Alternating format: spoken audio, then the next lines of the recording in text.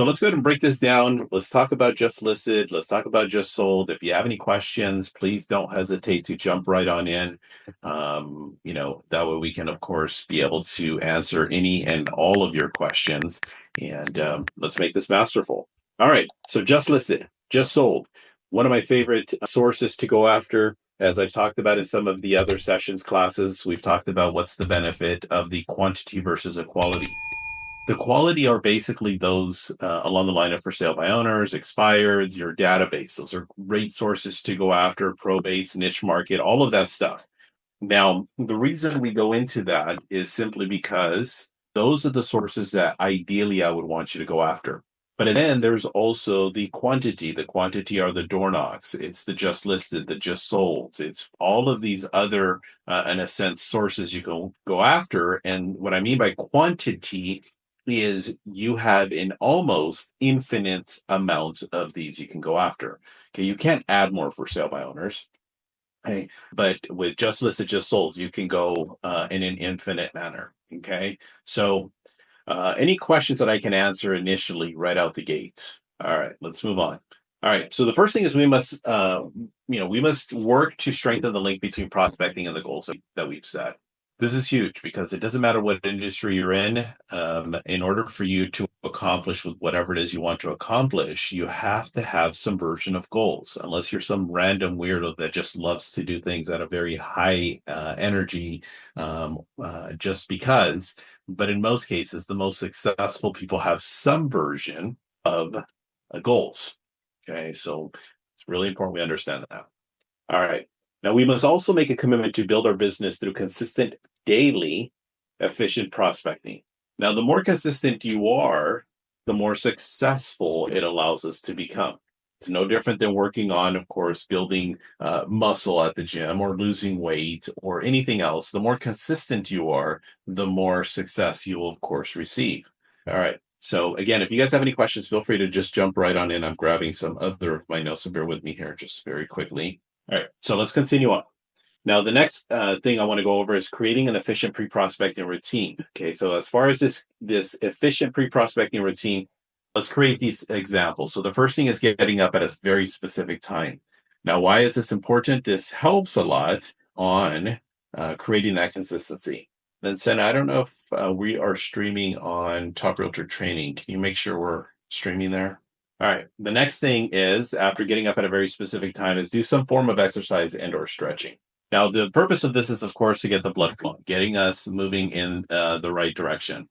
Okay. So make sure that you're doing everything in your power to get up, start working out. It doesn't have to be this full-blown exercise. I just want you to get the blood flowing, and that helps in terms of generating the blood flow, getting basically you in a position where you can continue to work on getting mentally stronger. Next thing, have some version of a healthy breakfast. Anything that's going to put your body is, of course, a vehicle. You want to fuel it up. Next thing is do your affirmations as early as you possibly can. This is ideally the combat to all of the constant negativity, frustration, agitation that sometimes we unfortunately go through when we're prospecting, and specifically even that of just listed, just sold, because we're going to get the, why are you bothering me? How did you get my number? Not interested. Who the F do you think you are? All of this stuff, that's going to happen. Okay, take my name off of your list. Why in the world would I move a block over from my house? We're going to get all of those. Yeah, you want to do some version of affirmations. You want to arrive at the office about a specific time every single morning. Now, why is that important? Or your desk or whatever it is, you want to create that consistency, because without that consistency, it's hard to build that momentum. Make sure you clear your desk. Get your prospects' numbers prepared. Get everything ready to go. You're not sitting there fumbling, stumbling, all this other stuff, so that you can,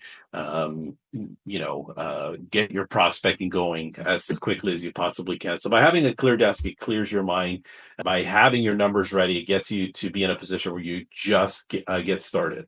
Next thing is, I want you to role play. You got to role play with some version of energy, enthusiasm, something of something that's going to put you in a position where you are working on all of those little kinks. You're ironing all of those things that should be what's it called? All of those objection handlers, all that other good stuff. So keep working on that. Last but not least, most importantly thing is, of course, having fun when you're prospecting. Okay, so make sure you're having fun prospecting. All right, we're going to move on to the next thing. The sooner we memorize and internalize the prospecting scripts through practice and role play, the better chance you'll have of getting appointments and, of course, most importantly, paychecks. I want you all to have a recording of whatever scripts you're working on. This month, of course, we're focusing on JustListed JustSold. I want you to record yourself. Not only record yourself, I want you to listen to yourself over and over and over and over and over and over again so that you can, of course, memorize it. Now, we've spoken about this before. The difference between memorization and internalization is basically not only knowing the words, but being able to regurgitate the words in your way. So it doesn't come across as robotic, if you want to call it that. So by having it internalized, it gives you the opportunity to come across more natural. Now, I want you to practice and role play the most common objections. Now, obviously the common objections that you're receiving while you're prospecting, write them down. Identify the ones that you get the most and spend more time on them. What are the objections that you're getting? What are the ones that you're having trouble with? And so what is it that you need help on? How do we improve on this? And the one way we can improve on this is being able to write down what we're getting the most often. Anybody have any questions, comments, concerns, observations? I don't know if I'm having challenges, but I'm not seeing it live on Facebook. If you are on Facebook, I'm going to encourage you to come join us over on Zoom. All the information is there. And if you have any questions, feel free to, of course, ask away. So let's move on. Now, I want you to ask your role play partners to be tough because it makes you a better prospector, but always end your role play on a positive note. So if your role play partner right now gives you an objection, cool, awesome. Next week, have them give you 2. The week after that, have them give you 3. Okay. Or even better yet, how about simply role playing the objections that you've been getting and continue to get better there? Now, don't be afraid to practice your scripts on the person you were talking to. Okay. Don't be afraid to do that. They don't know that you're actually practicing. So I want you to be in a position where you are working on getting better on every call. And every single last conversation, I want you to be intentional. As you are intentional, it gives you the opportunity to get better and better and better and better. And by doing that, that puts you in a position where you can expedite your success. Most people, when they're first starting, it can take them 1,500, 2,000, even up to 2,500 conversations before they actually get a deal from cold prospecting. So by taking that number and getting better by memorizing and practicing your objections, instead of it being 1,500, 2,000, 2,500, now you can probably narrow it down to 500 or 1,000, and then eventually down to 300, 200, and then continuing to get better from that direction. Because I know that it can be discouraging. Now, since you're going to be prospecting for the rest of your life, work daily on your mind. Okay, our mindset is a muscle. Okay, prospecting is a major part of our job. There's 3 things that we should be doing every single day. Number 1 is working on your skills. Number 2 is the prospecting, and number 3 is the lead follow-up. This should be 80% of your day. Okay, 80% of your day should be those 3 things. And if you have any questions, feel free to just jump right on in. Now, turn off your phone, social media, computer. Don't check your voicemail or email or work on any of your files until after your prospecting is done. Your prospecting has to be done first. Eat your vegetables first before you move on to dessert. I know this is hard for some of you guys. Okay, but you have to work on this. All right, moving on. Now, most of our distractions that come during prospecting are self-imposed. Okay, we find ourselves doing this all the time to ourselves. I want you to clean up your prospecting area, and I also want you to keep your mind clear. Avoid the distractions. Avoid the, hey, do you have a minute? Avoid the social media. Avoid the whatever those things are that are pulling you in different directions. Now, everything in prospecting has to do with numbers. If you don't know your numbers, you can't go to the next level. I just talked about having, brand new clients that are going to take 1,500, 2,000, 2,500 conversations. I want you to do the math. If you're making 10 conversations a day and you're a brand new agent, how many days would it take based on that? So 10 contacts a day divided by 1,500, that's 150 days.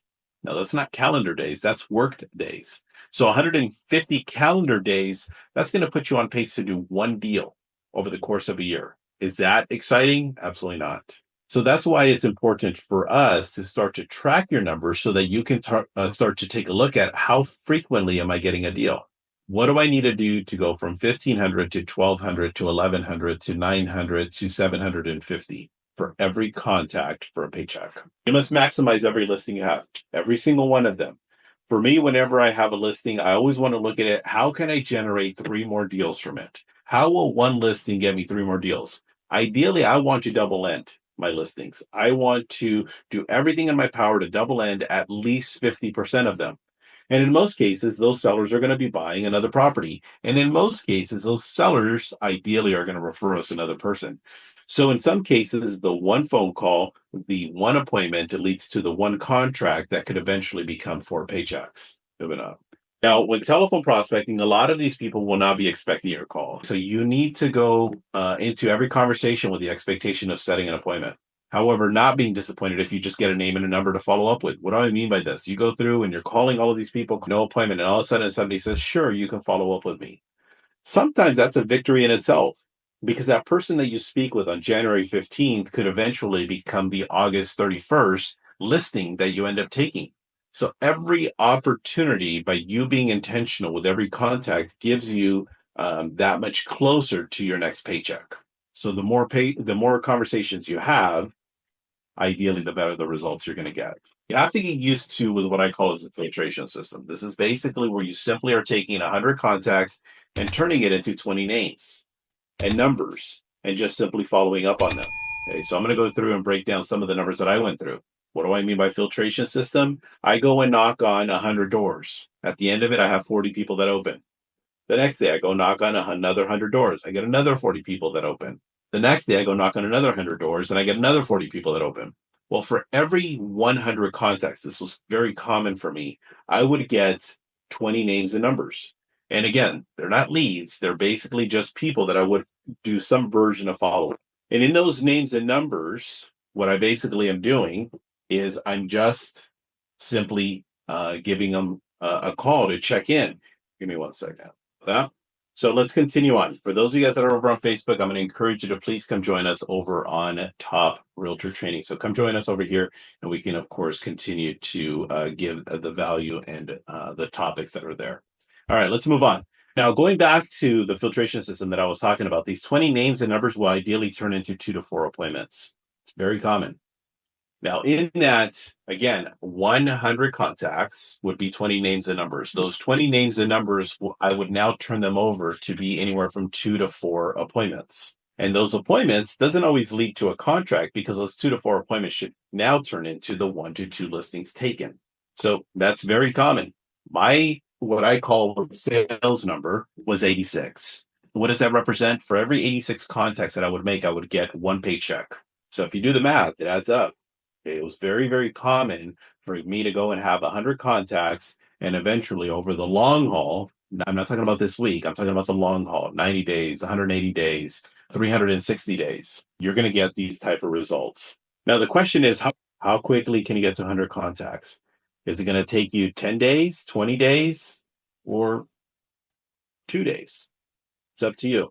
So you want to look at how you can, of course, increase your number of contacts per day. How can you increase your number of contacts per hour? Now, some of these names and numbers will only be just that. They're not a lead. They're just names and numbers. They're eventuallys, possiblys, hopefullys. I like to call them sometimes suspects. Now, remember, a lead is someone who is looking to buy or sell in the next 30 days. Okay, someone who's looking to buy or sell in the next 30 days. That's Robert's definition. The reason I cut it off at 30 days is because I didn't want to hold on to every single last person. You also have to remember that 70 to 80% of your business is going to come from lead follow-up. So 70 to 80% of your business is going to come from lead follow-up. So with that being said, because of this, you have to make sure you're staying on top of your lead follow-up. It's absolutely, of course, vital. If you have any questions, feel free to just jump right on in. Now, this is the most important step of the entire Just Listed, Just Sold system, and that is following up. following up as you're supposed to. You're basically making commitment after commitment to all of these people that you are getting names and numbers for. And ideally, you're telling them, I'm going to check in with you beginning of the week. I'm going to check in with you by the end of the week. I'm going to call you at the beginning of next month. And you're creating that expectation. Now, you also have to be prepared to throw away almost the same number of names and numbers that you get every single day. So if I get 2 or 3 names and numbers, I want to throw away 2, 3, or 4 names a day.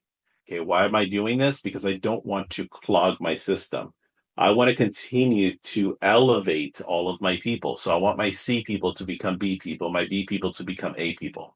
Any questions from anyone? Now, I want you to post a for sale sign with the coming soon. Okay, this is something that I do. I also, if I'm holding the house open, I'm going to be putting we're going to be holding this house open this coming Saturday, Sunday, whatever it may be. I would always do this. Something that would differentiate me from a lot of other realtors was literally just that. I would put a sign in front of the yard and just say, I'm going to be holding this house open Saturday and Sunday. An entire week goes by and all of the neighbors are looking at it. Now, calling just listed, create a minimum number of contacts. I would recommend that you contact at least 500, if not 1,000 of the nearest neighbors. Okay, you're not going to get 500 contacts. You're not going to get 1,000 contacts, but at least make the attempt. Out of 1,000, you might get maybe 200 contacts out of them. But if you get more, even better. Now, call the list 3 times and eliminate as you've spoken to them. What do I mean by that? You have 1,000 people that you've identified. You go through, you call number 1, number 2, number 50, number 100, number 500, number 1,000. Then you start from the top and you go through all the way down and you exhaust it after the 3rd time. So you're going to go through the list 3 times. Okay. Of course, each time you're going to eliminate the people that you've spoken with. You don't want to call back the same people. That's the quickest way to, of course, upset them. I'd also encourage you to door knock. Okay, we're talking about just listed. You take a listing, I want you to go and door knock them. I want you to door knock at least a minimum of 250 doors and ideally 500. 50 doors is 2 hours worth of effort. So over the course of an entire week, if you knock on 2 hours a day, that's 50 doors, 5 days a week, that's 250 doors. If you're doing 4 hours, which I applaud you, for 4 hours a day, that's going to be pretty close to about 100 doors a day. This is with what I would do, very common.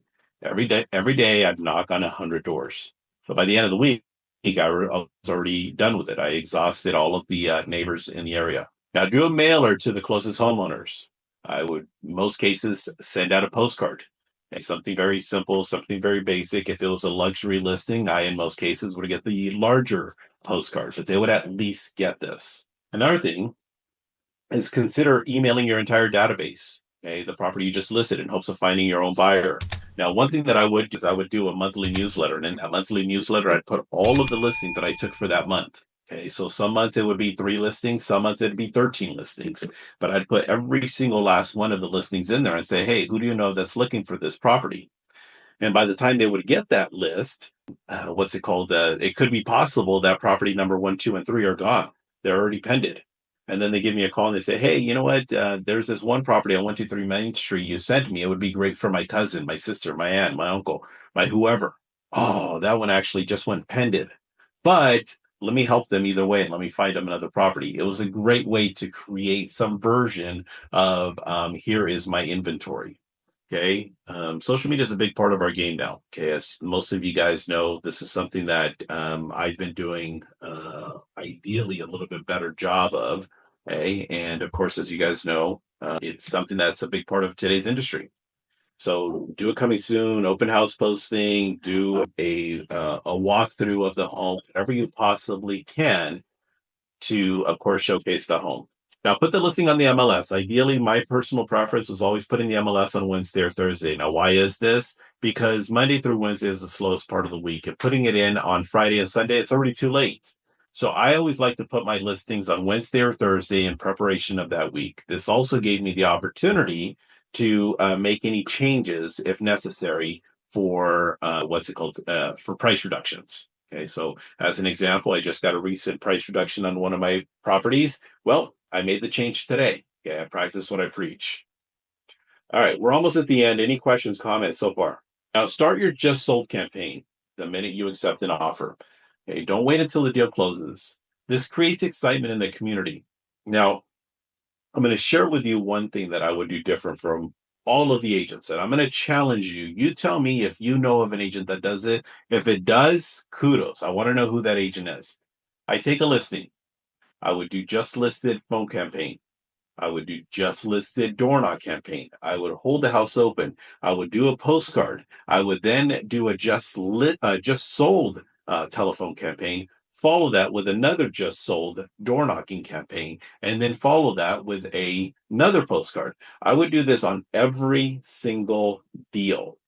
This would give me the opportunity, of course, to generate new leads, and of course, with the community, I would inspire or ideally identify the people that would appreciate my help. Now, when I'm doing open houses of recent, they're sitting there talking about, you guys work hard, you guys put a lot of open house signs, you do all of these things that puts you on the map. And even though you don't necessarily get a person from right then and there, you made an impression. And sometimes these impressions are just enough to put you at the forefront in their minds for when they do, or for when they know someone. So let's go ahead and move on. Now, when calling just sold, use the exact numbers you called previously. Okay, don't change it up. Use the exact same list. So you're going to call the same 1,000 as it just listed and the same 1,000 as just sold. Now, here's the one thing I want to make sure everybody understands is I can't let someone else's response to my prospecting determine my future. I can't. So whether it is a $10 million listing, hey, whoop-de-doo, woohoo. Well, Robert, that's a lot of money. Sure, it is. It's 250 to 3 million, 250,000 to 300,000. That might be a great year, but that's not going to change my life. Or the opposite of that, if somebody's telling me to F off or screw you or any of that stuff, and that's the part we have to be careful with, because I don't necessarily need somebody that's going to be negative naysayer to ruin the rest of my prospecting day and or week, or for that matter, month. So we're pretty much going to wrap up. I promised everybody I was going to keep this within 30 minutes. I do apologize for some of the technical difficulties and challenges of moving around different places. But any questions, any comments, any concerns? Real quick. For the just list and just sold, I think normally with the database that I run with Vulcan 7, I bought the premium. So they have like 3-4 numbers in there. It's just how to retain that list that I can call not only for my own listing, but maybe something coming up for another one that I want to continue. What do you suggest in utilize that premium? Because I have more than one number for that. Yeah, I mean, absolutely. Because with what you're talking about in the subscription, what it gives you the opportunity is it gives you the husband's number, the wife's number, and maybe the teenage daughter's number. So I would still go through and call every single one of them as if though they're completely different people. Okay. And if you happen to have the same person 3 times, you just say, I do apologize, I have a different number, but as you can see, I'm a pretty aggressive salesperson. So just use it to your advantage more than anything. So you can use the same database and call the next time for other listing, not yours. Is that right? You can reuse that. One thing that I used to do, Anne, is, for example, I take a listing right here and I'd call around everything in that area. But in that listing right there, I'd now get a listing over here. So then I'd call all of this area. Well, that area is not the same as this area. But sometimes there was this common area where there would be 200-300 of the same numbers based on another location. So I would strategically move subject to where the property is. I wouldn't want to call over here for this property over here, which is the question you're asking me. I would rather move the call list over here. So then I'd get a new list. And in that new list, sometimes right in here, there's another 100, 200 based on a property that you took that is, 12, 13, 15 blocks from the other listing. I see. So more important is surrounding that subject property to get more relevant to the prospect, to the homeowner. Okay, got it. Thank you. All right, everybody. Well, thank you guys for attending, and I appreciate you guys. Thank you guys on Instagram. Thank of you guys that are on Facebook. So I will see you guys tomorrow morning, 7:30, bright and early. Have a good one. Bye. You. Bye-bye.